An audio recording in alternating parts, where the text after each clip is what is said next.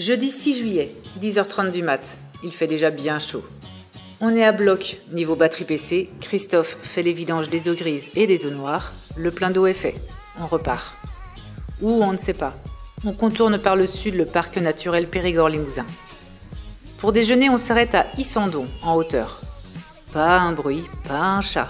Ici, les gens sont vraiment tranquilles. Je prépare une salade tomate feta rapide. De cette chaleur, 35 degrés, il n'y a que du frais qui passe. Puis on reprend la route. On remonte par les petites routes, vers le nord. À Lubersac, on décide de chercher un coin tranquille pour y passer l'après-midi et la nuit. On arpente les campagnes et on voit un petit étang qui semble sympa. Allez, va pour le petit lac de Saint-Padoux-Corbier. On s'installe, un petit goûter, une tisane. On est bon pour faire le tour de l'étang.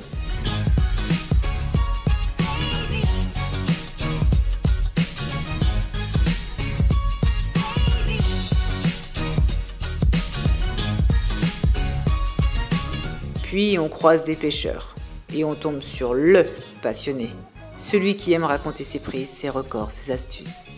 Au fil des minutes, on s'assoit à côté de lui. Il nous invite à pêcher à ses côtés. Il nous apprend à utiliser un cobra pour lancer les bouillettes dans la zone d'appât. Bon, Toff, t'es nul. Attends, parce que je puisse rigoler aussi. Moi, il part pas déjà. Voilà. Ah, t'as fait plus loin. On l'écoute, c'est juste génial ce genre de rencontre. Le camping-car est à 100 mètres, on a donc tout notre temps pour profiter. Puis une ligne sonne, et deux, nous voici au cœur de l'action. Les enfants jubilent, je redeviens gamine. Oh merde. Pas beau, comment faire? Moi c'est un gros hein. Oh là il tire, oh là. Il tire vachement moi. Oui. Il est vraiment beau hein. Et une carpe, une, et deux. Je suis douée hein. On les pèse, on observe, on les relâche.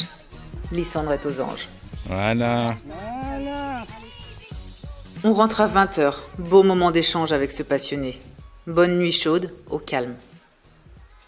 Le lendemain, vendredi, une autre journée, bien différente. Sur ces images, on nous voit juste avant de partir. Heureux, si, même si on ne sourit pas, on est heureux. Et prêt pour une nouvelle aventure. C'est parti. 10h30, on remonte tranquillement vers Limoges. Tout va bien. Jusqu'au moment où on sent une odeur de cramé et que Christophe me dit très tranquillement « Il n'y aurait pas de la fumée blanche qui sort du pot ?» Alors, on est arrêté sur l'autoroute A20, juste après Limoges, entre Limoges et la Roche-Posay, où on vous laisse poser pour une nuit. Il est midi, et le camping-car a fumé. Enfin, on a vu de la fumée blanche sortir de derrière. Donc peut-être une surchauffe, je sais pas. En tout cas, on est sur la bande d'arrêt d'urgence. Je pense qu'on va... Je sais pas si on appelle un dépanneur. Christophe regarde un petit peu, il fait le tour. Ça se sent que je tremble, hein. J'essayais de garder mon calme pour les enfants, mais honnêtement, j'avais la trouille que l'on se fasse culbuter par un véhicule ou que le moteur prenne feu. Oui, je sais, ça prend pas feu comme ça, mais bon. Donc là, ce qui se passe, c'est qu'il y avait une fumée qui sortait du pot d'échappement. Et en redémarrant, on l'a laissé reposer le moteur. Et en redémarrant, le moteur veut pas repartir. Et ça fait des grosses secousses.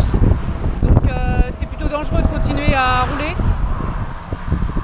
Et ça sert à rien de niquer le moteur, donc à mon avis, il vaut mieux appeler un dépanneur. Là, il y a une borne, là, tu veux que j'appelle ? J'appelle la gendarmerie qui nous envoie un dépanneur. Maintenant, je prends de quoi boire et quelques fruits et je mets les enfants en sécurité derrière la borne d'urgence. On a de la chance, on a un tout petit carré d'ombre, mais on se fait attaquer par les fourmis rouges. Le dépanneur arrive enfin.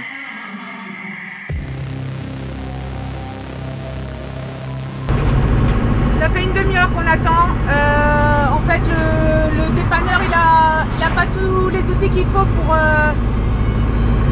tracter le camping-car. Il va falloir enlever l'attache qui est derrière l'attelage. Sinon, ça risque de frotter quand le camping-car va monter. Et voilà, on n'est même pas sûr que ça frotte pas, donc je sais pas si on n'est pas sorti. Hein. C'est bien, les enfants sont patients. Au bout d'une autre demi-heure, la deuxième dépanneuse arrive. Les outils sont arrivés, les gars commencent à équiper le camping-car pour le tracter sur le plateau. Doucement, tout doucement, ils ajoutent des cales pour surélever l'arrière du camping-car et éviter qu'il ne frotte par terre. Au bout d'une autre demi-heure, le camping-car trouve enfin sa place à l'arrière de la dépanneuse. Il fait une chaleur pas possible, le bruit est assourdissant. On n'a pas mangé, il est presque 14 h et les enfants sont juste adorables. Ils posent encore des questions et patientent. Donc ça veut dire donc le camping-car il va être là. Oui. Et nous, les messieurs, Et tu vas voir quand on va rouler, bah ça va suivre. Tout ça, ça fait partie du camion. Ça y est, c'est parti, direction le garage. Je me sens bien mieux. On arrive et il n'y a plus qu'à attendre maintenant. Les mécanos descendent la bête, encore une bonne demi-heure. Ils commencent leur test. A priori, ce serait le turbo. On ne repartira donc pas avec. Je réunis les affaires, faut prendre juste le strict nécessaire. Le reste, on le récupérera dans 1 ou 2 semaines. On appelle un taxi et à 16 h 30, il arrive. On charge nos quelques valises et les enfants et on redescend sur Limoges. Après le camping-car, après la dépanneuse, après le taxi, et ben on a la voiture de loc. Voilà, on ne l'avait pas faite celle-là. Bon bah tout est bien qui finit bien. On va rentrer sur Nantes le soir même. Crevé, mais c'était mieux que de passer une nuit à l'hôtel. On ira chez mes parents pour le week-end. En attendant, on inculque les bons sketchs aux enfants. Pour aujourd'hui, ce sera les inconnus.